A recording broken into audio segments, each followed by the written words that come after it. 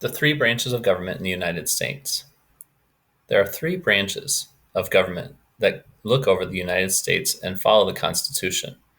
The first branch is called the executive branch. Another branch is the legislative branch.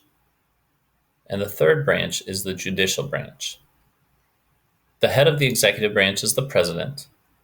Congress is the head of the legislative branch.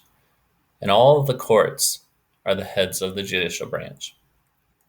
Within the executive branch, there's the president, executive and cabinet departments, and independent government agencies such as NASA, Navy, Air Force, FEMA, and other military bases, among many, many others.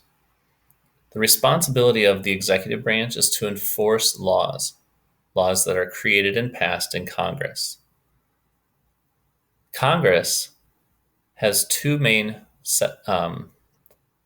parties, the House of Representatives, which has 435 members, and the Senate, which has 100 members, two from each state.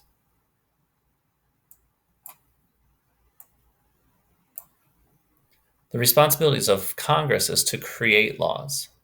The relationship between the executive branch and Congress is this. The executive branch has the ability to veto laws or reject them if they are created in Congress. If the president rejects them, Congress can override those vetoes with a 2/3 vote in both the House of Representatives and the Senate.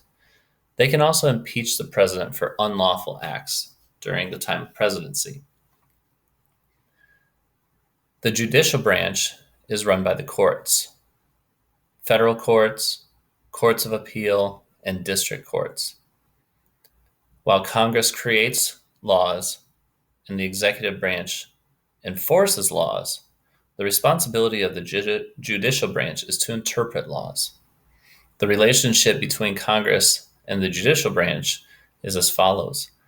Congress will approve federal judges that are appointed by the executive branch, and the judicial branch can declare certain laws unconstitutional or unlawful, which were created in Congress. The relationship between the executive branch and the judicial branch is this.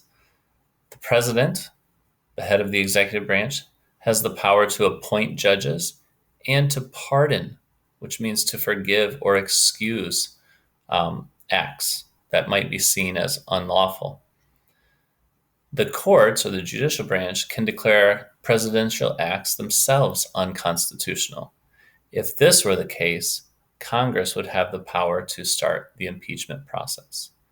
The three branches of government are unique, and each one has equal power and keeps the other two in checks. This is the United States government and its three branches.